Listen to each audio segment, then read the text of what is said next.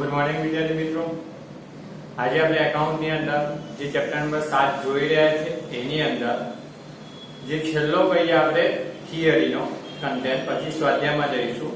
હવે થિયરીની અંદર તમારે માલ મિલકત નિકાલ ખાતાની પ્રથમ પદ્ધતિ અને માલ મિલકત નિકાલ ખાતાની બીજી પદ્ધતિનો તફાવત. હવે માલ મિલકત નિકાલ ખાતું જે આપણે બનાવતા હતા એમાં પ્રથમ પદ્ધતિ આપણે જોઈ એટલે હું તમને રિમાઇન્ડ કરાવીશ. અને માલ મિલકત નિકાલ ખાતું બીજી રીતને બનાવવું હોય તો એની બીજી રીત પણ છે અને આપણે આજે જોવાની. પણ બીજી રીત એ તમારા દાખલા નથી એટલે દાખલા નથી એટલે તમારે આમનો તો પણ એની કરવાની નથી. ચોપડીની અંદર બીજી રીતનો ઉલ્લેખ કરેલો છે એ હું હમણાં તમને કહી દઉં કેવી રીતના છે. હવે વિદ્યાર્થી મિત્રો, લાસ્ટ વિડિયોની અંદર જે શીખ્યા લાસ્ટ એ તમને કહી દઉં. તો અત્યાર સુધી આપણે હિસાબી જે આમનોંધો હતી વિસર્જન સમય તે શીખ્યા. છેલ્લે આપણે વિસર્જન ખર્ચ અંગેની આમનોંધો, ત્યારબાદ ભાગીદારોની લોનની ચૂકવણી, ભાગીદારોના ચાલુ ખાતા બંધ કરીને મૂડી ખાતે લઈ જવા, અને છેલ્લે મૂડી ખાતા. એટલે મૂડી ખાતામાં એવું કે વધારાની જો રોકડ હોય તો ભાગીદારોને આપી દેવામાં આવતી, અને જો ખૂટતી રકમ હોય તો ભાગીદારો રોકડમાં લાવે એટલે મૂડી ખાતા પણ ક્લોઝ થાય. આ શીખતા એવા આજે તમારે મોસ્ટ આઈએમપી પ્રશ્ન જે 3 ગુણની શોર્ટ નોટ અને જે તફાવત છે બોર્ડની અંદર આવેલો. બીજા 2 પ્રશ્નો પણ હું તમને કહીશ આજે કે જે મેં જુલાઈ અને માર્ચના પેપરોમાં જૂના સિલેબસમાં આવેલા છે એકાદ 2 વર્ષમાં, એ પણ હું તમને કહી દઉં છું. તો આજે એ ખાસ જોઈ લઈશું અને પછી આપણે સ્વાધ્યાય તરફ જઈશું કે સ્વાધ્યાયની જે આમનોંધો, નાના પ્રશ્નો, ખરા ખોટા બધું જ કરાવી દઈશું. ઓકે, તો જોઈએ વિદ્યાર્થી મિત્રો, હવે આજે તમારે તફાવત છે, તફાવત સ્પષ્ટ કરો. એક્ઝામમાં પણ આ રીતના પૂછ્યો છે, તફાવત સ્પષ્ટ કરો. આ તફાવત કયું છે? તો માલ મિલકત નિકાલ ખાતાની પ્રથમ પદ્ધતિ અને બીજી પદ્ધતિ. જે આપણે માલ મિલકત નિકાલ ખાતું બનાવીએ તો એ અંગે કઈ આમનોંધો કરવાની છે અત્યાર સુધી આપણે શીખ્યા. 10 નંબર 10 મુદ્દાઓમાં 10 આમનોંધો, એટલે કે 10 આમનોંધો નહોતી પણ આમનોંધો વધારે હતી, પણ 10 મુદ્દા હતા અલગ અલગ. તો એ પ્રથમ પદ્ધતિ હતી માલ મિલકત નિકાલ ખાતું તૈયાર કરવાની. બીજી પદ્ધતિ કઈ છે? આજે ખાલી એની જાણકારી મેળવવાની છે, એના દાખલા પૂછાતા નથી. બીજી પદ્ધતિ એ લગભગ ચોપડીની અંદર ઉદાહરણ નંબર 3 છે. 3 ની નીચે પાકા શ્રેણીમાં નોંધ આપેલી છે, યાદ રાખજો.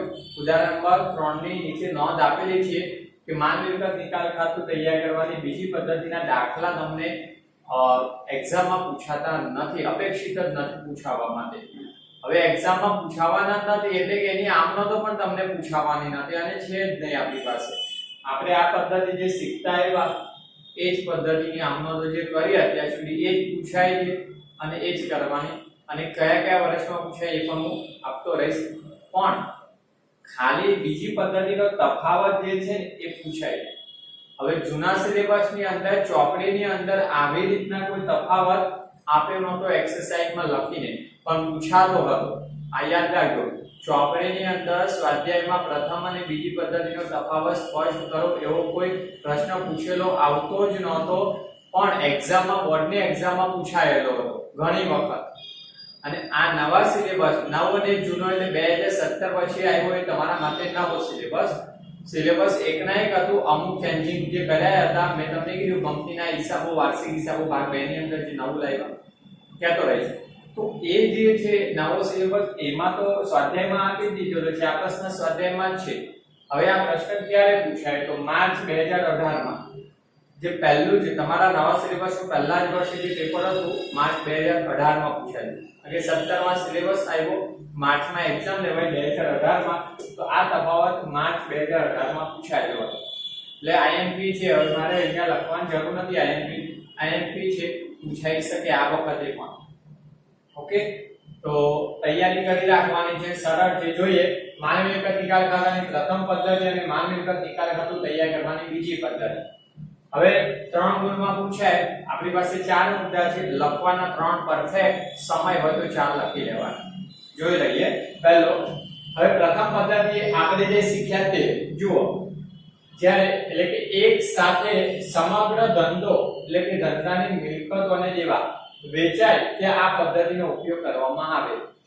જ્યાં પેઢીનો ધંધો એકી સાથે વેચી દેવામાં આવે, પેઢીનું વિસર્જન થાય, ધંધો બંધ થાય ત્યારે ધંધો એકી સાથે વેચી નાખે, એનો મતલબ ધંધાની મિલકતો અને દેવા બંને એક સાથે કોઈ વ્યક્તિ, કંપની, પેઢી કોઈ પણ વેચી દેવામાં આવે, એકી સાથે અલગ અલગ મિલકતો વેચાતી હોય એ રીતના નથી, જે આપણે આ શીખતા આવ્યા. બીજી પદ્ધતિ ક્યારે એક સાથે સમગ્ર ધંધો એટલે કે મિલકતો દેવા ન વેચાય ત્યારે આ પદ્ધતિનો ઉપયોગ કરવામાં આવે. તો બીજી પદ્ધતિ દ્વારા માલ મિલકત નિકાલ ખાતું ત્યારે તૈયાર થાય કે જ્યારે ધંધો એકી સાથે વેચાતો નથી. એનો મતલબ કે ધંધાની મિલકતો જેમ જેમ બજારમાં વેચાતી જાય કાં તો ભાગીદારો પણ લઈ જાય, એમ જેમ જેમ વેચાતી જાય એમ દેવા ક્રમશઃ ચૂકવાય ઉપજોમાંથી, ત્યારે આ પદ્ધતિનો ઉપયોગ થાય છે. બીજી પદ્ધતિ. બીજો મુદ્દો જોઈએ તો આ પદ્ધતિમાં ચોપડા બંધ કરવા મિલકતો, ચોપડા બંધ કરવા પેઢીની મિલકતો, હવે મિલકતોમાં રોકડ અને બેંક શિલ્લકના ખાતા સિવાય ના ખાતા બંધ કરી માલ મિલકત નિકાલ ખાતે નોંધાય. તો આપણે આ પદ્ધતિ શીખ્યા. ઓકે, ધંધાના પાકાશ્રયમાં એટલે કે ચોપડે જે પણ મિલકતો છે એ તમામ મિલકતો, પણ એમાં ખાલી રોકડ અને બેંક ખાતા સિવાયની, કારણ કે રોકડ અને બેંક ખાતું આપણે અલગથી બનાવીએ તો રોકડ શિલ્લક ને બેંક શિલ્લક સિવાયની તમામ મિલકતોના ખાતા બંધ કરી ક્યાં લવાય છે? માલ મિલકત નિકાલ ખાતે લવાય. કઈ બાજુ? તો ઉધાર. અહીંયા ઉધાર નથી લખ્યું પણ આપણને ખબર છે, આપણે શીખતા આવ્યા, મિલકતોના ખાતા બંધ કરી માલ મિલકત નિકાલ ખાતે લવાય. ધંધો બંધ થાય તો તમામ મિલકતોના ખાતા બંધ કરીને ચોપડે લાવી દેવામાં. તો આ પદ્ધતિમાં રોકડ અને બેંક સિવાયના તમામ ખાતા બંધ કરી માલ મિલકત નિકાલ ખાતે નોંધાય. હવે આ પદ્ધતિ જોઈએ બીજી. તો આ પદ્ધતિમાં મિલકત વેચતા મિલકત ખાતાની બાકી નફો કે ખોટ માલ મિલકત નિકાલ ખાતે નોંધાય. આની અંદર તમામ મિલકતોના ખાતા બંધ કરીને માલ મિલકત નિકાલ ખાતે લાવવામાં આવતા નથી. ફક્ત જે મિલકત વેચાઈ એની જેટલો નફો કે ખોટ થઈ હોય એ જ ચોપડે લાવવાની થાય. એક્ઝામ્પલ, આપણે પાકાશ્રયમાં 5 લાખનું મકાન દર્શાવ્યું હોય. જો પ્રથમ પદ્ધતિ આપણે એ કરતા હોય નોંધ, તો 5 લાખનું મકાન છે પહેલા બંધ કરીને પાકાશ્રયમાં દર્શાવેલું 5 લાખનું મકાન છે ખાતું બંધ કરી માલ મિલકત નિકાલ ખાતે ઉધાર કરવામાં આવશે. ઓકે, અને એ મકાન આપણે 4 લાખમાં વેચ્યું. એક્ઝામ્પલ, 1 લાખ ઓછા રૂપિયામાં. હવે 4 લાખમાં વેચ્યું તો એ મિલકત વેચાણની નોંધ કરવામાં આવશે ઉપજની. તો એ માલ મિલકત નિકાલ ખાતે જમા, રોકડ આવે તો ઉધાર, એટલે માલ મિલકત નિકાલ ખાતે જમા કરાય. આ પ્રથમ પદ્ધતિ. હવે આની અંદર શું કીધું? ખાલી નફો કે નુકસાન? તો મેં તમને જે એક્ઝામ્પલ આપ્યું છે, પાકાશ્રયમાં મકાન 5 લાખનું છે, આ મકાન 4 લાખમાં વેચ્યું. તો હવે મકાનનું ખાતું બંધ કરીને માલ મિલકત ખાતે લાવવાનું પણ નથી, અને જે વેચાણ થઈ 4 લાખમાં 1 લાખ ઓછા નુકસાન ખોટ, તો એ 4 લાખની પણ ઉપજની નોંધ કરવાની નથી. અને હવે જુઓ 5 લાખનું હતું ને 4 લાખમાં વેચ્યું તો 1 લાખ નુકસાન ગયું. એ નુકસાન 1 લાખનું જ ખાલી નફા નુકસાન ખાતે ઉધાર બાજુ લાવવું. ક્લિયર?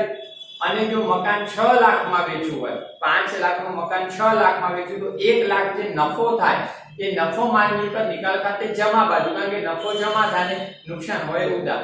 તો ખાલી નફો કે નુકસાન લેવાય મિલકતનું. આ અને આ પદ્ધતિમાં આમ સરખું જ અર્થઘટન થાય.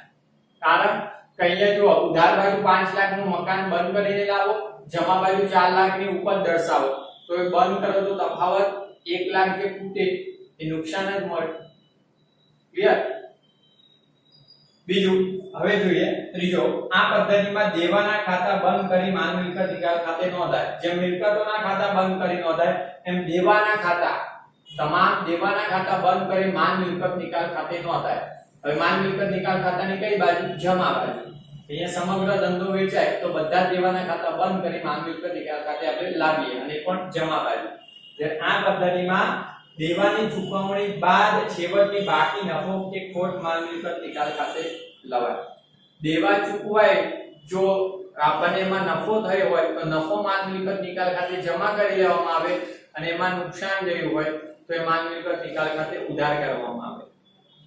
દેવાની માનો કે 50,000 ના લેણદારો હોય અને તમે છેલ્લે 40,000 નો હિસાબ આપીને ચૂકતે કરો છો, તો પહેલા તો 50,000 ના લેણદારો માલ મિલકત નિકાલ ખાતે જમા કરો, અને 40,000 ની ચૂકવણી છે માલ મિલકત નિકાલ ખાતે ઉધાર કરો.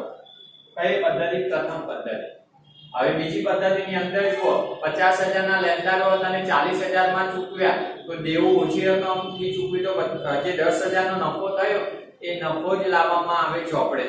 ઓકે, તો આ પદ્ધતિની અંદર દેવાની રકમ નહીં, દેવા ચૂકવણી બાદ જે નફો કે ખોટ થયો એ જ રકમ લવાય. જે મિલકતોમાં પણ નફો નુકસાન થાય એ લવાય, એમ દેવાની અંદર પણ નફો નુકસાનને ચોપડે લવાય, પૂરેપૂરી રકમો નહીં. અને ચોથો મુદ્દો જોઈએ બંને પદ્ધતિનો. તો પ્રથમ પદ્ધતિનો ચોથો મુદ્દો જોઈએ. આ પદ્ધતિમાં મિલકતો અને દેવાના ખાતા બંધ કરવામાં આવે. એ તો આ બે જોયું કે તમામ મિલકતોના ખાતા અને તમામ દેવાના ખાતા બંધ કરીને માલ મિલકત ખાતે લવાય. જે આપણે અત્યાર સુધી આમનો તો શીખ્યા છે. 1 નંબરની આમનોંધ અને 2 નંબરની આમનોંધો, 2, 3 નંબરની આમનોંધોમાં જોયું મિલકતો અને દેવાના ખાતા બંધ કરી માલ મિલકત નિકાલ ખાતે લવાય આ પદ્ધતિમાં. હવે આ બીજી પદ્ધતિ, એનો ત્રીજો હતો. હવે ચોથો જુઓ. તો આ પદ્ધતિમાં મિલકતો અને દેવાના ખાતા ખુલ્લા રાખવામાં આવે. એટલે કે અહીંયા મિલકતો અને દેવાના ખાતા બંધ કરીને માલ મિલકત નિકાલ ખાતે લાવવામાં આવતા નથી. ફક્ત મિલકતોના નફો કે ખોટ હોય એ અને દેવામાં પણ ચૂકવણી બાદ નફો કે ખોટ હોય તે જ ચોપડે લાવવામાં આવે. એટલે મિલકતો અને દેવાના ખાતા ખુલ્લા જ રહેશે ચોપડે, ખાલી એનું નફો નુકસાન માલ મિલકત નિકાલ ખાતે લાવવામાં. બહુ સરળ તફાવત વિદ્યાર્થી મિત્રો છે. પહેલી ડેફિનેશન છે કે અહીંયા એક સાથે ધંધો વેચાય ત્યારે માલ મિલકત નિકાલ ખાતું આ પદ્ધતિએ બનાવાય. એક સાથે ધંધો વેચાતો ન હોય ત્યારે આ પદ્ધતિએ માલ મિલકત નિકાલ ખાતું બનાવાય. આની અંદર રોકડ અને બેંક સિવાયના તમામ મિલકતોના ખાતા માલ મિલકત નિકાલ ખાતે નોંધાય. આ પદ્ધતિમાં મિલકતોના વેચાણનો જે નફો કે નુકસાન છે એ માલ મિલકત નિકાલ ખાતે નોંધાય. આ પદ્ધતિમાં તમામ દેવાના ખાતા માલ મિલકત નિકાલ ખાતે લાવવામાં આવે બંધ કરી. આ પદ્ધતિમાં દેવાની જે ચૂકવણી બાદ નફો કે નુકસાન વધે એ ચોપડે દર્શાવવામાં આવે. પ્રથમ પદ્ધતિમાં જુઓ મિલકતો અને દેવાના ખાતા ખુલ્લા રહે, જ્યારે અહીંયા મિલકતો અને દેવાના ખાતા મિલકતો અને દેવાના ખાતા અહીંયા બંધ થઈ જાય છે. તો આ પદ્ધતિમાં મિલકતો અને દેવાના ખાતા ખુલ્લા રહે છે. તો ખાસ આ તફાવત કરી લેજો. હવે વિદ્યાર્થી મિત્રો કેટલાક વિશિષ્ટ વ્યવહારોની હિસાબી અસર. હવે કેટલાક વિશિષ્ટ એટલે ઉદાહરણ પરથી છે અને ચોપડીમાં સ્વાધ્યાયમાં આ પ્રશ્ન આપેલો છે અને જુલાઈના કે માર્ચના જૂના સિલેબસમાં મેં એકાદ બે વર્ષમાં પ્રશ્ન જોયેલો છે. એટલે આપણે એને છોડવાનું નથી. મોસ્ટ ઇમ્પોર્ટન્ટ વ્યવહારો જે આગળ હતા આપણે બોર્ડની એક્ઝામમાં આગળ આપ્યા છે શોર્ટ નોટો, ઘણી માલ મિલકત નિકાલ ખાતાની શોર્ટ નોટો, પછી વિસર્જનની જે બે પદ્ધતિઓ હતી તે સામાન્ય વિધિ વિસર્જનની, કાનૂની જોગવાઈઓ, આ ખાસ કરજો. આ અપવાદો છે, પૂછાઈ શકે, તૈયાર તો કરી રાખવાના. જુઓ વિશિષ્ટ વ્યવહારો કેમ, તો એમાં બે છે. આપણે પહેલો જોઈએ ચોપડે નહીં નોંધાયેલ મિલકત. ચોપડે એટલે પાકા શ્રેયમાં મિલકત નથી દર્શાવેલી. જુઓ દર્શાવી નથી, નહીં નોંધાયેલ એટલે પાકા શ્રેયમાં ન હોય તેવી મિલકત. કોઈ ચોપડે નોંધાયેલ લેણદારને તેના લેણા પેટે આપવામાં આવે. હવે પાકા શ્રેયમાં મિલકત દર્શાવી નથી, પણ ચોપડે આપણી પાસે લેણદારો હતા જે લેણદારોને આપણે ચૂકવવાના હોય. માલ અંગેના કે ખર્ચ અંગેના લેણદારો હોઈ શકે, પણ લેણદારો જે ચોપડે નોંધાયેલા હતા એમનું આપણા પ્રત્યે લેણું હતું એટલે આપણું દેવું કહેવાય. આપણે દેવા ચૂકવવા માટે આપણી મિલકત. તો જોજો આ સંજોગમાં શું કે આ સંજોગમાં એવું કે ચોપડે મિલકત નથી, આપણા પાકા શ્રેયમાં મિલકત દર્શાવી નથી. ઓકે, પણ અને કોઈ લેણદાર છે ચોપડે નોંધાયો, હવે એને એ નહીં નોંધેલ મિલકત લેણદારની ચૂકવણી પેટે આપવામાં આવે ત્યારે કેવા પ્રકારની આમનોંધો થાય. તો જુઓ એક ઉદાહરણ પર છે. ચોપડે કુલ લેણદારો 90,000 ના છે, એટલે કે પાકા શ્રેયમાં લેણદારો 90,000 ના છે પાકા શ્રેયમાં, અને ચોપડે નહીં નોંધેલ કોઈ મિલકત 50,000 ની કિંમતે લેણા પેટે આપવામાં આવી. આપણી પાસે ચોપડે નહીં નોંધેલ એક મિલકત હતી, એક્ઝામ્પલ કે રોકાણો હોય, ચોપડે દર્શાવ્યા નથી, માંડી વાળા પહેલા ચોપડે નથી, પણ હવે એના બજારમાં વેચાણ કરો તો વેચાણ મળે એવું છે, ઉપજ થાય એવી છે. તો એવી કોઈ ચોપડે નહીં નોંધેલ મિલકત 50,000 ની કિંમતે આપી. 90,000 ના લેણદારે ચોપડે નોંધાયા છે, 50,000 ની મિલકત ચોપડે નહીં નોંધાયેલી છે, એટલે કે નોંધેલી નથી, એ 50,000 ની કિંમતની આપી દીધી, ત્યારે શું નોંધ થાય? તો જો વિદ્યાર્થીઓ કુલ લેણદારો ચોપડે કેટલા છે? તો 90,000. ઓકે, હવે આપણે એમને ચોપડે નહીં નોંધેલ મિલકતની કિંમત કેટલી? 50,000 ની આપીએ છીએ. તો 90,000 ચૂકવવાના હતા, એમાંથી આપણે ચોપડે નહીં નોંધેલ મિલકત આપી 50,000 ની કિંમત. ઓકે, તો હવે 90,000 માંથી 50,000 ની જો મિલકત આપી દીધી તો બાકી કેટલા વધ્યા? 40,000. 90,000 માઈનસ 50,000 એટલે 40,000 જે ચૂકવવા પાત્ર, આ ચૂકવવાની રકમ બાકી આવે અને આપણે રોકડેથી ચૂકવી દઈશું, કારણ કે 90,000 ના લેણદારને 50,000 ની કિંમત તો આપણે મિલકત આપી દીધી છે. હવે બાકી જે 40,000 છે એ ચૂકવી દઈશું. તો આ જે બાકીના 40,000 ચૂકવવાના છે એની જ આમનોંધ થાય, યાદ રાખજો, એની જ આમનોંધ ચૂકવણી. હવે લેણદારોને જ્યારે 40,000 ચૂકવીએ છે તો એની આમનોંધ શું થશે? તો કોઈ પણ દેવું આપણે માલ મિલકત નિકાલ ખાતે શું કરીએ છીએ? ઉધાર કરીને ચૂકવીએ છીએ. તો આમનોંધ કોઈ પણ દેવું માલ મિલકત નિકાલ ખાતે ઉધાર કરીને ચૂકવીએ છીએ. તો દેવું ચૂકવો ત્યારે આમનોંધ જોઈ લેજો. આપણે શું કરતા? માલ મિલકત નિકાલ ખાતે ઉધાર અને રોકડ અથવા બેંક ખાતે જમા. એટલે કે રોકડેથી ચૂકવાય તો રોકડ ખાતે અને ચેકથી ચૂકવ્યા હોય તો બેંક ખાતે. ઓકે, તો આમનોંધ એવી થાય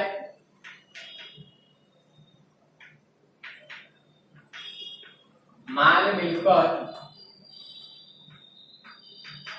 નિકાલ ખાતે ઉધાર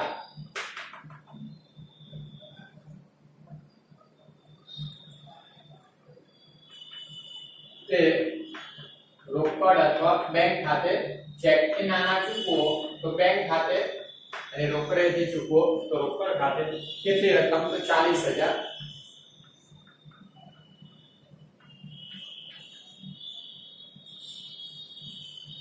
અહીંયા જગ્યાના અભાવે મેં રકમ જગ્યાના અભાવે નીચે જ લખી છે, પણ યાદ રાખજો તમારે ઉધારની રકમ જમાની અલગ લખવાની.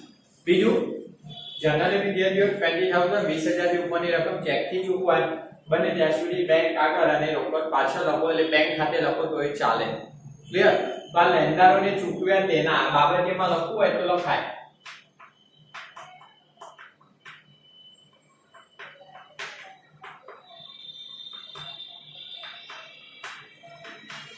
ઓકે, તમે 50,000 ની મિલકત આપી છે અને મિલકત ચોપડે નોંધાયેલી નહોતી. જો મિલકતની વેચાણ કરીને ઉપજ મેળવી હોય ને તો મિલકત વેચાણની ઉપજની પણ નોંધ કરવાની. એ નોંધ કેવી થાય? રોકડ આપણે બેંક ખાતે ઉધાર તે માલ મિલકત નિકાલ ખાતે 50,000 અને પછી જે બાકીની રકમ લેણદારોને ચૂકવો છો તો ચૂકવણીની આમનોંધ આ રીતના થશે. ક્લિયર? બીજો સંજોગ આના લગતો છે, જોઈ લેજો. ચોપડે નહીં નોંધાયેલ દેવા. અહીંયા શું હતું? લેણદારો ચોપડે નોંધાયેલા હતા. ઓકે, આ દેવા એટલે કોઈ પણ હોય, ધંધાના લેણદારો પણ હોય, બેંક ઓવરડ્રાફ્ટ હોય, દેવું કોઈ પણ હોય. નહીં નોંધાયેલ દેવા સામે આંશિક ચૂકવણી પેટે, આંશિક એટલે અધૂરી, અહીંયા પણ અધૂરી ચૂકવણી કરી હતી, એવી આંશિક ચૂકવણી પેટે ચોપડે નહીં નોંધેલ મિલકત આપવામાં આવે ત્યારે અહીંયા પણ ચોપડે નહીં નોંધેલ મિલકત જ આપતા, પણ ચોપડે નોંધાયેલા લેણદારો હતા. અહીંયા કેવું? ચોપડે નહીં નોંધાયેલ દેવું, એટલે કે ચોપડે કોઈ દેવું નોંધ્યું નથી અને એને પણ નહીં નોંધેલ મિલકત જ આપીએ છીએ. જુઓ તો આ કન્ટેન્ટમાં કેવું છે? મિલકત પણ ચોપડે નોંધાયેલી નથી કે નથી કોઈ દેવું પણ ચોપડે નોંધાયેલું. દેવું ચૂકવવા માટે નહીં નોંધાયેલ મિલકત અપાય છે. ઓકે, અને આ સંજોગમાં કેવું હતું? ચોપડે મિલકત નોંધી નથી પણ દેવું તો ચોપડે નોંધ્યું હતું લેણદારો. ઓકે, ત્યારે આપણે જે ચૂકવણી કરી એની નોંધ કરી. તો આમાં પણ એવું થઈ ગયું. એક્ઝામ્પલ, ચોપડે નહીં નોંધેલ લેણદારો દાખલા તરીકે 50,000 ના છે. આપણે ધારી લઈએ કે ચોપડે નહીં નોંધેલ દેવું, ચોપડે નહીં નોંધેલ દેવું, તો દેવામાં આપણે શું ધારીએ છીએ કે લેણદારો, કે ચોપડે નહીં નોંધેલ લેણદારો 50,000 ના છે કોઈ લેણદાર. હવે જેને 30,000 ની ચોપડે નહીં નોંધેલ મિલકત આપીએ, મિલકત પણ ચોપડે 30,000 ની નથી નોંધી એ આપીએ છીએ, તો કેવી રીતના ચૂકવણી થાય? તો આ લખી લેજો. ઓકે, હવે અહીંયા ગણતરી બતાવો. આની ગણતરી અહીંયા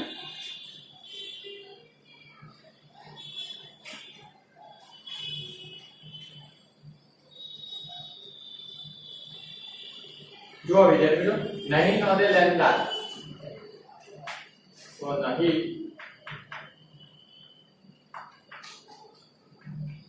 લેણદાર. ઓકે, નહીં નોંધેલ લેણદાર કેટલા હતા? ચોપડે 50,000. માઈનસ એને આપણે ચુકવણી પેટે મિલકત આપીએ તો નહીં નોંધેલ મિલકતની કિંમત ગણતા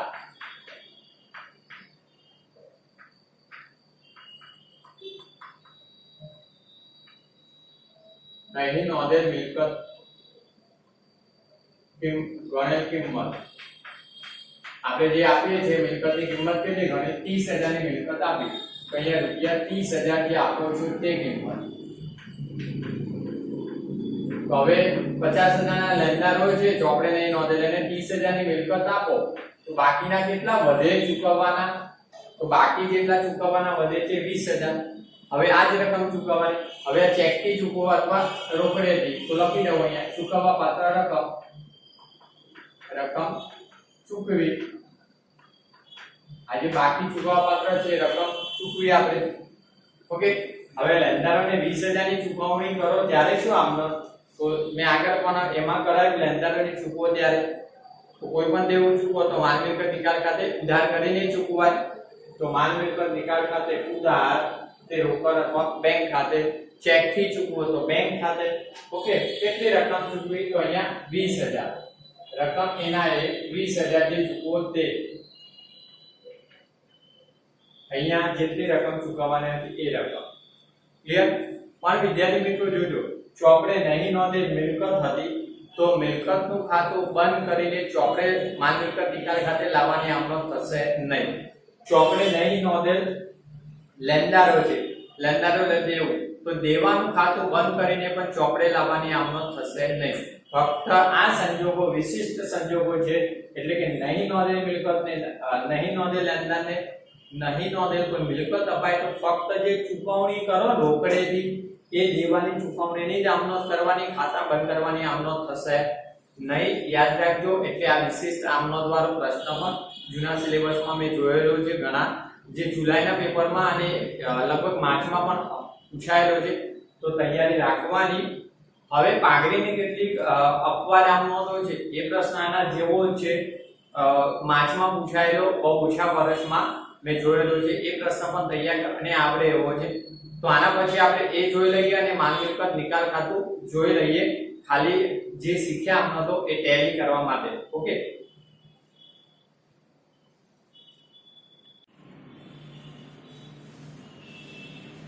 હવે વિદ્યાર્થી મિત્રો જેમ આપણે વિશિષ્ટ આમનોંધો જોઈ જે બે વ્યવહારો એવી રીતે બીજો 3 ગુણનો એક પ્રશ્ન હતો સ્વાધ્યાયમાં આપેલો છે અને મેં તમને હમણાં કીધું હતું કે પૂછાયેલો હતો ભૂતકાળના જે પેપરો હતા અમારા માર્ચના અને જુલાઈમાં આ પ્રશ્ન આવેલો હતો એ પ્રશ્ન પાઘડી અંગેની વિવિધ જે અસરો આપણે આપવાની આમનોંધો છે એનો છે પાઘડી એક અદ્રશ્ય મિલકત છે અને અદ્રશ્ય મિલકત એટલે એને લગતી આમનોંધો છે ને મેં જ્યારે તમને મિલકતોના ખાતા બંધ કરીને માલ મિલકત નિકાલ ખાતે જમા કરવામાં આવે ત્યારે નોંધમાં લખાવેલું છે અને કેટલીક અપવાદ બીજી જે અસરો છે જોઈ લઈએ તો જોઈ લો એ પણ આવશે વિસર્જન હવે આ બધું તો આપણે કરી લીધું તફાવત આ નવો પ્રશ્ન છે જુઓ વિસર્જનના સંજોગોમાં પાઘડીની વિવિધ સંજોગોમાં આપવામાં આવતી હિસાબી અસરો આપો સ્વાધ્યાયનો જ પ્રશ્ન 3 ગુણનો પૂછાયેલો પહેલા એટલે આ 3 ગુણ માટે તૈયારી રાખજો પણ મોસ્ટ ઇમ્પોર્ટન્ટ નથી પણ પૂછાય તો આપણે માર્ક જતા નથી કરવાના અને સરળ છે મોસ્ટ ઇમ્પોર્ટન્ટ વ્યવહારો તો હમણાં તમને કરાવ્યા હતા જેમ કે આ બોર્ડમાં પૂછાય તો પરફેક્ટલી તમને કીધેલો હતો આ જૂના સિલેબસમાં પૂછાય તો પૂછાઈ શકે છે જો વિદ્યાર્થી મિત્રો હવે તમારે કેવી રીતના લખવાની વિવિધ સંજોગોમાં આમનોંધ પાઘડીને લગતી તો સંજોગો એ તમારો આન્સર છે તો આન્સર આ રીતના કે પાઘડી એક અદ્રશ્ય મિલકત તમે જાણો છો પાઘડી પેટર્ન ટ્રેડમાર્ક કોપીરાઇટ હવે પાઘડી એક અદ્રશ્ય મિલકત જેની વિવિધ સંજોગોમાં આમનોંધ કેવી રીતના તો 5 સંજોગો છે અહીંયા સંજોગો છે અંદરનું લખાણ હું અત્યારે બોલીશ એ લખવાનું છે ઓકે ફક્ત 5 આ સંજોગો લખીને આવશો તો માર્ક્સ નહીં મળે આ પહેલાથી કહું છું જોઈ લો પહેલું પાકા સરવૈયામાં પાઘડી દર્શાવેલ હોય જેના નાણાં ઉપજતા પહેલો સંજોગ કે પાકા સરવૈયામાં અન્ય મિલકતોની જેમ પાઘડી પણ પાકા સરવૈયામાં દર્શાવેલી હોય અને વિસર્જન સમયના નાણાં ઉપજે વેચાણ કરવામાં આવે ત્યારે નાણાં મળે તો હવે આ સંજોગોમાં તમારે બે અસરો થાય તો લખવાનું એની અંદર કે પહેલા તો પાકા સરવૈયામાં દર્શાવેલ પાઘડી જે અન્ય મિલકતોની જેમ એ ખાતું બંધ કરીને માલ મિલકત નિકાલ ખાતે ઉધાર કરવામાં આવશે તમે શીખ્યા છો કે બધી જ મિલકતોના ખાતા બંધ કરીને માલ મિલકત નિકાલ ખાતે લાવવામાં આવે. તો પહેલી અસર માલ મિલકત નિકાલ ખાતાની ઉધાર બાજુ બંધ કરીને આપવાની થશે. અને બીજું નાણાં જે છે તો અન્ય મિલકતોની જેમ નાણાં મળે તો રોકડ આવે તો ઉધાર, માલ મિલકત નિકાલ ખાતે જમા. તો એમાં લખવાનું બીજી અસર માલ મિલકત નિકાલ ખાતાની જમા બાજુ ઉપજની રકમની અસર આપવામાં આવશે. ઓકે, એક ખાતું બંધ કરીને માલ મિલકત નિકાલ ખાતે ઉધાર કરવામાં આવશે. બીજું નાણાં ઉપજ થાય ત્યારે બીજી અસર માલ મિલકત નિકાલ ખાતે જમા કરવામાં આવશે. ઓકે, હવે બીજો સંયોગ જોઈએ કે પાકાશ્રયમાં પાઘડી દર્શાવેલ હોય, જેમ ઉપર હતું એમ દર્શાવેલી છે પાકાશ્રયમાં, પરંતુ તેની ઉપજ વિશે માહિતી આપવામાં આવેલ ન હોય ત્યારે જોજો. અને આ જ બાબત મેં તમને મિલકતોની ઉપજ અંગેની આમ નોંધ કરાવી ત્યારે નોંધમાં લખાવેલી છે. ઓકે, હવે જે મિત્રો પાકાશ્રયમાં પાઘડી દર્શાવેલી હોય ત્યારે પહેલી અસર તો એ આવશે કે અન્ય મિલકતોની જેમ પાઘડી ખાતું બંધ કરીને માલ મિલકત નિકાલ ખાતે ઉધાર કરવામાં આવશે, એટલે કે ઉધાર બાજુ દર્શાવવામાં આવશે. ક્લિયર? હવે એની ઉપજ વિશે માહિતી આપેલ નથી તો બીજી અસરમાં લખાણ કરવાનું તમારે કે પાઘડી અદ્રશ્ય મિલકત છે જેની ઉપજ વિશે કોઈ માહિતી ન હોવાથી એવું અર્થઘટન થશે કે પાઘડીનું કશું જ ઉપજતું નથી, માટે ઉપજ અંગેની આમ નોંધ થશે નહીં.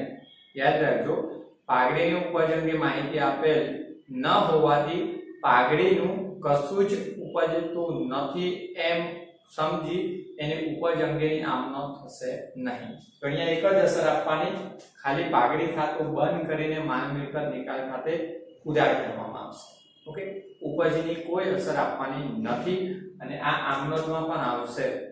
ઓકે, ત્રીજો જોઈએ સંજોગ, પાઘડી પેઢીના ચોપડે દર્શાવેલ ન હોય. પેઢીના ચોપડે એટલે કે પાકા સરવૈયામાં યાદ રાખજો, પાઘડી પેઢીના ચોપડે દર્શાવેલ ન હોય એટલે કે પાકા સરવૈયામાં દર્શાવેલ ન હોય ત્યારે યાદ રાખજો, વિસર્જન સમયે કોઈ પણ મિલકત પાકા સરવૈયામાં દર્શાવેલ ન હોય ને તો એ મિલકતનું ખાતું બંધ કરીને માલ મિલકત નિકાલ ખાતે આપણે ઉધાર કરીએ છીએ એ અસર આપવામાં આવતી નથી. ઓકે, તો પાઘડીમાં પણ પહેલી અસર એ લખવાની કે વિસર્જન સમયે પાઘડી ખાતું ચોપડે દર્શાવેલ ન હોય તો તે ખાતું બંધ કરીને માલ મિલકત નિકાલ ખાતે ઉધાર કરવાની અસર આવશે નહીં. એટલે કે પાઘડી ખાતું બંધ કરવાની અસર આવશે નહીં, પણ એની ઉપજ થાય તો ઉપજની નોંધ માલ મિલકત નિકાલ ખાતે જમા કરવામાં આવશે. કારણ કે ચોપડે નથી પણ જો એ મિલકતની ઉપજ થઈ પાઘડીની તો એ નફો ગણીને માલ મિલકત નિકાલ ખાતે જમા કરવામાં આવશે. તો અહીંયા એક જ અસર કે પાઘડી ખાતું બંધ કરવાની આમ નોંધ થશે નહીં, પરંતુ જો ઉપજ થઈ હોય તો એ નફો ગણીને માલ મિલકત નિકાલ ખાતે જમા કરવામાં આવશે. હું તો તમને ત્રીજા સંજોગમાં કહું કે પાઘડી સિવાયની કોઈ પણ મિલકત ચોપડે ન દર્શાવેલી હોય, જેમ કે ફર્નિચર, યંત્રો, વાહનો, તો એનું બંધ કરવાની આમ નોંધ તો આવશે ને કોઈ પણ મિલકતનું ખાતું. પણ જેમ કે ફર્નિચર હોય તો ફર્નિચરની ચોપડે દર્શાવેલ કિંમતથી ઉપજ ગણીને નોંધ થાય, પણ પાઘડીની અંદર ચોપડે દર્શાવેલ ન હોય, ઉપજ આપે તો નોંધવાની, રકમ આપી હોય કે 10,000 રૂપિયા તો લખવાની, પણ ઉપજ અંગે માહિતી ના હોય તો આપણે ઉપર જોઈએ કે એની ઉપજની નોંધ કરવાની નથી. ચોથો ખાસ આ બે જો, કોઈ ભાગીદાર ધંધા સાથે પાઘડી ખરીદી લે, કોઈ પેઢીનો ભાગીદાર વિસર્જન સમયે આખો ધંધો ખરીદી લે છે અને પાઘડી સહિત ધંધો ખરીદે. હવે પાઘડી સહિત ધંધો ખરીદે તો ધંધાની જે વેલ્યુએશન મૂકીએ જે વેચાણ કિંમત યાદ રાખજો, ધંધો 5 લાખમાં, 50 લાખમાં, 20 લાખમાં વેચવાનો નક્કી કર્યો તો એક્ઝામ્પલ કે 30 લાખમાં ધંધો વેચવાનો નક્કી કર્યો પાઘડી સહિત, તો 30 લાખ એ વેચાણ કિંમત થઈ ધંધાની, તો પાઘડીની કિંમત એ 30 લાખની અંદર જ ગણાય, અલગથી નહીં. ઓકે, તો 30 લાખની અંદર પાઘડીની કિંમત આવી જાય અને એમ ગણીને આમનો કેવી રીતના થશે, તો ધંધો ભાગીદાર ખરીદી લે છે પાઘડી સહિત, તો ભાગીદાર લાભ લેનાર, તો પહેલી અસર જે તે ભાગીદારના મૂડી ખાતે ઉધાર, ધંધાની ખરીદ કિંમત સહિત, જોજો ખરીદ કિંમત સહિત, કઈ ખરીદ કિંમત પાઘડી સહિતની, તો પાઘડી સહિત ધંધો 30 લાખમાં ખરીદ્યો તો ભાગીદારના મૂડી ખાતે ઉધાર 30 લાખ, એટલે કે ભાગીદારના મૂડી ખાતે ખરીદ કિંમતથી ઉધાર થશે. અને બીજી અસર માલ મિલકત નિકાલ ખાતે જમા, કારણ કે મિલકતોની ઉપજ જે થઈ હોય એ માલ મિલકત નિકાલ ખાતે જમા કરાય, કારણ કે ભાગીદાર દેવા સહિત ખરીદે ને, દેવા બાદ તમને જે પાઘડી સહિતની રકમ આપી હોય તો એ નફો જ થયો કહેવાય, જે માલ મિલકત નિકાલ ખાતે જમા. ઓકે, તો બીજી અસર માલ મિલકત નિકાલ ખાતે જમા ખરી કિંમતથી કરવામાં આવશે. ઓકે, ખરી કિંમતથી કરવામાં આવશે 30 લાખ. બીજી અસર માલ મિલકત નિકાલ ખાતે જમા. આના જેવો પાંચમો સંજોગ, ભાગીદારી પેઢીનો ધંધો કોઈ કંપની ખરીદે ત્યારે, આ તો ભાગીદાર ખરીદતો હતો, હવે કોઈ કંપની ખરીદે ત્યારે, અને કંપની જે ધંધો ખરીદે છે ભાગીદારીનો, એ જે ખરીદ કિંમત એટલે કે પેઢીની વેચાણ કિંમત કહેવાય અને કંપનીની ખરીદ કિંમત. તો આ જે વેચાણ કિંમત વેચાણ કરવામાં આવે છે એ વેચાણ કિંમતની અંદર પાઘડી સહિતની રકમ આપી જાય. કોઈ કંપની 50 લાખમાં ભાગીદારી પેઢીનો ધંધો ખરીદે તો 50 લાખની અંદર પાઘડીની કિંમત આવી જશે. ઓકે, પાઘડીની રકમ સહિત જ ખરીદે ધંધો ત્યારે, તો પાઘડીની કિંમત એમાં આવી જાય, યાદ રાખજો. આની જેમ જ આની કીધી ને, તો એના આ જે ભાગીદાર ખરીદે એ રીતના જ આમનો થશે. હવે કંપની ખરીદે તો કંપની લાભ લેનાર, તો પહેલી અસર કંપની ખાતે વેચાણ કિંમતથી ઉધાર કરવામાં આવશે અને એટલી જ રકમ પેઢીને મળવાની છે. દેવા અને મિલકત સહિત લઈ જાય તો જે નફો મળશે પાઘડીની કિંમત સહિતનો એ માલ મિલકત નિકાલ ખાતે જમા કરાય. તો બીજી અસર તે રકમથી માલ મિલકત નિકાલ ખાતે જમા. તો જો આ બે અસરો પાય, આની અંદર પણ આ બે અસરો થાય, પણ અહીંયા કંપનીની જગ્યાએ ભાગીદાર લાભ લેનાર હોય અને ભાગીદાર જે ખરીદ કિંમત આપે એ સહિત રકમ ઉધારાય અને માલ મિલકત નિકાલ ખાતે જમા. હવે આની અંદર કંપની ખરીદે તો કંપની ખાતે વેચાણ કિંમતની રકમથી ઉધાર. વેચાણ કિંમત એટલે 50 લાખમાં ધંધો વેચ્યો તો 50 લાખની રકમ કંપની ખાતે ઉધાર.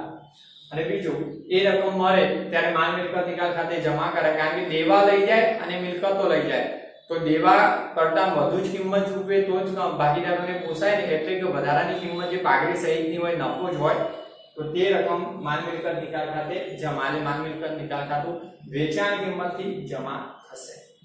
તમારે આવા અર્થઘટન લખવાના જે સ્વાધ્યાયમાં આપેલો છે પ્રશ્ન 3 ગુણ માટે છે, આઈએમપી તૈયાર કરી દેજો વિદ્યાર્થી મિત્રો. હવે તમારું બધું જ થિયરિકલ 3 ગુણની શોર્ટ નોટો પૂરી થાય. હવે સ્વાધ્યાયની આમ નોટો અને જે એક દાખલો પણ નાનો છે 3 ગુણનો બોર્ડમાં આવેલો કરાવી દઈશ. બીજું, લોંગ ક્વેશ્ચન દાખલા નથી પૂછાતા. આપણને જે લાંબા દાખલા આપ્યા છે ચોપડીની અંદર એ આપણા માળખા પ્રમાણે નથી. જુઓ, એટલે કે A B આ એક ગુણના છે અને આ 3 ગુણનો છે. હવે તમને 3 ગુણના દાખલા વધુમાં વધુ પૂછે તો લોંગ ક્વેશ્ચન બને, એટલે લાંબા દાખલા તમને સ્વાધ્યાયના જે છે આપણને પૂછાતા નથી. નાના દાખલા જે એમાંથી નીકળેલા છે, જે આમનોંધો છે એ કેટલી ગણતરી વાળી આમનોંધો એ લાંબા દાખલામાંથી નીકળેલી છે એ પૂછાય છે. તો આપણે જોઈશું, ખરા ખોટા પણ જોઈ લઈશું એક્સ્ટ્રામાં. અને હવે માલ મિલકત નિકાલ ખાતું છે એ ફોર્મેટ કેવી રીતના બને આપણે જે આમનોંધો શીખ્યા પ્રથમ પદ્ધતિ પ્રમાણે, અને આપણે આ પ્રમાણે જ ગણવાનું છે. ખાલી આ તફાવત બીજી પદ્ધતિનો હતો એ જ ગણવાનો હતો. ઓકે, તો પ્રથમ પદ્ધતિ પ્રમાણે જે આમનોંધો શીખ્યા એ આમનોંધો કેવી રીતના અસરો અપાય માલ મિલકત નિકાલ ખાતામાં એ હમણાં જોઈ લઈએ. ઓકે, હવે વિદ્યાર્થી મિત્રો આપણે માલ મિલકત નિકાલ ખાતું કેવી રીતના તૈયાર થાય એ ખાલી ફોર્મેટ જ જોવાનું છે. જે આમનોંધો શીખ્યા એ આમનોંધો ટેલી થાય એ પ્રમાણે આપણે જોઈ લઈએ, અને એની પ્રેક્ટિસ માટે છે આ કઈ દાખલો તમને માલ મિલકત નિકાલ ખાતું બનાવવાનો આવતો નથી. ઓકે, જોઈ લઈએ. જુઓ, માલ મિલકત નિકાલ ખાતાનો નમૂનો. તો માલ મિલકત નિકાલ ખાતું આપણે જોઈએ કે ઉપજ ખર્ચનો એક પ્રકાર છે, એટલે કે અહીંયા ઉધાર બાજુ અને આ બીજી જમા બાજુ તૈયાર થશે. હવે જુઓ એને કેવી રીતના બનાવાય છે. તો પહેલા આપણે શીખ્યા કે તમામ વિસર્જન સમયે તમામ મિલકતોના ખાતા બંધ કરી માલ મિલકત નિકાલ ખાતે ઉધાર કરાય. તો આમનો શું કરતા, માલ મિલકત નિકાલ ખાતે ઉધાર તે જે તે મિલકતો ખાતે જમા. એટલે મિલકતોના ખાતે જમા થાય એટલે મિલકતોના ખાતા બંધ થાય અને બધી જ મિલકતો માલ મિલકત નિકાલ ખાતે શું કરાય, ઉધાર. ઓકે, તો જુઓ પરચુરણ મિલકતો એટલે બધી જ મિલકતો લવાય. અહીંયા જમીન, મકાન, યંત્રો, ફર્નિચર, રોકાણો, દેવાદારો, લેણી ઊંડી અને અન્ય મિલકતો જે ધંધામાં હોય તે પણ અહીંયા અગાઉથી ચૂકવે કોઈ ખર્ચ હોય તો લાવવામાં આવતો નથી. અન્ય એટલે પાઘડીને બધી જ મિલકતો લવાય. વિદ્યાર્થી મિત્રો દેવાદારો, તો મેં કીધું દેવાદારો અહીંયા કુલ રકમથી લવાશે એટલે કે સદ્ધર દેવાદારો લાવવામાં આવતા નથી. સદ્ધરનો મતલબ કે ગાલખાત અનામત બાદ કર્યા પછીના નહીં, એ પહેલાના કુલ દેવાદારો. ઓકે. હવે વિદ્યાર્થી મિત્રો બીજી આમનોંધ આપણે જોગવાઈના ખાતા બંધ કરવાની કરી હતી. ઓકે, તો બીજી આમનોંધ જોગવાઈના ખાતા બંધ કરો તો આમનોંધ શું થઈ હતી કે જોગવાઈઓ ખાતે ઉધાર, ગાલખાત અનામત, ઘસારા ફંડ અને તે માલ મિલકત નિકાલ ખાતે જમા કર્યું હતું. ઓકે, એટલે જોગવાઈઓ ખાતે ઉધાર થવાથી જોગવાઈના ખાતા બંધ થાય, પણ એ બધી જ માલ મિલકત નિકાલ ખાતે જમા થાય. તો જુઓ જોગવાઈઓ, અહીંયા આપણને ગાલખાત અનામત, ઘસારા ફંડ, દેવાદાર લેણી ઊંડી વટાવ અનામત તો આપેલું છે. તમામ જોગવાઈના ખાતા બંધ કરી અહીંયા ઇનર કોલમની અંદર ટોટલ કરીને આઉટરમાં મુકાય. ઓકે, અને આઉટરમાં ટોટલ મૂકો તો એ વાંધો ના આવે. આપણે દાખલો નથી પૂછાતો, કોલેજમાં આવે. ઓકે, આ આમનોંધ નંબર 3 એમ એ લોકો આપણને આમનોંધ નંબર પ્રમાણે કીધું કે આવી તમે આમનોંધ નંબર કર્યો હશે. બીજો વિદ્યાર્થી મિત્રો આપણે આ આમનોંધ શીખ્યા હતા દેવાના ખાતા બંધ કરવાની. તો દેવાના ખાતા બંધ કરો તો જોગવાઈની જેમ જ તમામ દેવા ખાતે ઉધાર તે માલ મિલકત નિકાલ ખાતે શું કરતા? જમા. ઓકે, એટલે દેવાના જે પણ ખાતા છે એની ઉધાર બાજુ અસર આપો એટલે દેવાના ખાતા બંધ થાય અને માલ મિલકત નિકાલ ખાતે જમા કરી લેવાય. તો જુઓ દેવાના ખાતા બંધ કરીને અહીંયા લાવો તો લેણદારો, દેવહિંડી, બેંક ઓવરડ્રાફ્ટ, ત્યારબાદ કારીગર, નફાભાગ, ભંડોળ, ચૂકવાના બાકી ખર્ચે આપણે આ આમનોંધમાં જ બધા લખ્યા છે. ઓકે, એ દેવાના ખાતા બંધ કરી અહીંયા દર્શાવો ટોટલ અને આઉટરમાં મૂકી દેવાય. ઓકે, તો આપણે 3A અને 3B કરીને લખી હતી. 2 નંબરની આમનોંધ તો આપણે મિલકતોના ખાતા બંધ કરવાની લખી હતી. ઓકે, હવે વિદ્યાર્થી મિત્રો આપણે મિલકતોની ચૂકવણી કરીએ એની આમનોંધ જોઈશું. કોઈ મિલકત બજારમાં વેચવામાં આવે, કોઈ મિલકત ભાગીદાર લઈ જાય અને નહીં નોંધેલ મિલકત વેચાય ત્યારે. તો પહેલા મિલકતની વેચાણ કરવામાં આવે ત્યારે આમનો શું થાય? રોકડ ઓબ્લિક બેંક શિલ્લક આવે તો ઉધાર અને તે માલ મિલકત નિકાલ ખાતે જમા. તો માલ મિલકત નિકાલ ખાતે જમા કરાય. જુઓ 4 નંબરમાં મિલકત વેચાણ, જે મિલકત ફર્નિચર, મકાન, જે પણ મિલકત હોય અહીંયા લખાય વેચાણ કિંમતથી.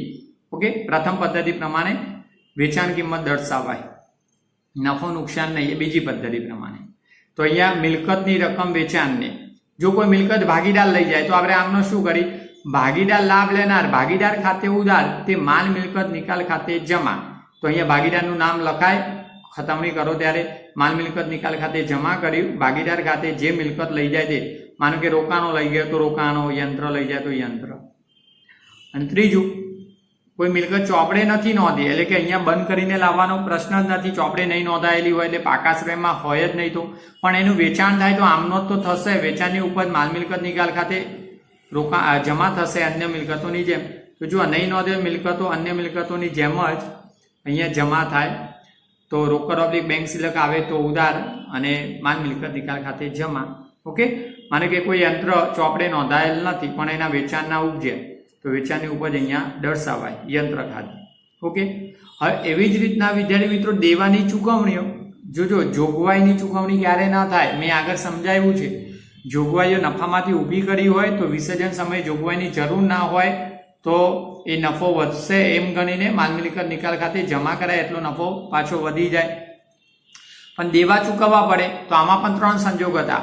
દેવા રોકડેથી ચૂકવાય, દેવું કોઈ ભાગીદાર ચૂકવે અથવા ચૂકવવાની જવાબદારી સ્વીકારે, અથવા ચોપડે નહીં નોંધ્યા હોય, મતલબ અહીંયા નોંધેલ ના હોય પાકા શ્રેયમાં, એવા દેવા ચૂકવાય ત્યારે. તો વિદ્યાર્થી મિત્રો કોઈ પણ દેવાની ચૂકવણી હોય પછી ભાગીદાર ચૂકવે કે પેઢી ચૂકવે એ માલ મિલકત નિકાલ ખાતે ઉધાર કરીને ચૂકવાય. તો આમનો માલ મિલકત નિકાલ ખાતે ઉધાર તે રોકડ ઓબ્લિક બેંક ખાતે અને ભાગીદાર લઈ જાય તો ભાગીદારના મૂડી ખાતે જમા કરાય. તો માલ મિલકત નિકાલ ખાતે ઉધાર કરાય. જુઓ રોકડેથી ચૂકવો તો રોકડ અને બેંક ખાતે લખાય. દેવાની ચૂકવણી જેમ કે લેણદારોને ચૂકવ્યા તો અહીંયા લેણદારો ખાતે, દેવી ઊંડી ચૂકવી હોય તો દેવી ઊંડી. હવે ભાગીદાર ચૂકવવાને સ્વીકારે તો આમને શું કરી? ભાગીદારોના મૂડી ખાતે ઉધાર, તો અહીંયા ભાગીદારોના મૂડી ખાતે લખાશે એ રકમ. અને નહીં નોંધેલ દેવું ચૂકવો તો આની જેમ જ, માનો કે લેણદારો ચોપડે નહીં નોંધ્યા હતા તો ખાતું બંધ કરવાની આમનોંધ આવશે ને લેણદારોનું, પાકા શ્રેયમાં ન હોય ત્યારે, પણ ચૂકવણીની આમનોંધ લખવી પડે. ઓકે, બીજું વિદ્યાર્થી મિત્રો આપણે આગળ જોયું કે વિસર્જન ખર્ચ ચૂકવાય. તો વિસર્જન ખર્ચ ચૂકવા ત્યારે આમનો શું થાય? માલ મિલકત નિકાલ ખાતે ઉધાર અને રોકડ ઓબ્લિક બેંક શિલ્લક ઘટે જાય તો જમા. તો માલ મિલકત નિકાલ ખાતે ઉધાર કરાય તો વિસર્જન ખર્ચ માલ મિલકત નિકાલ ખાતે ઉધાર.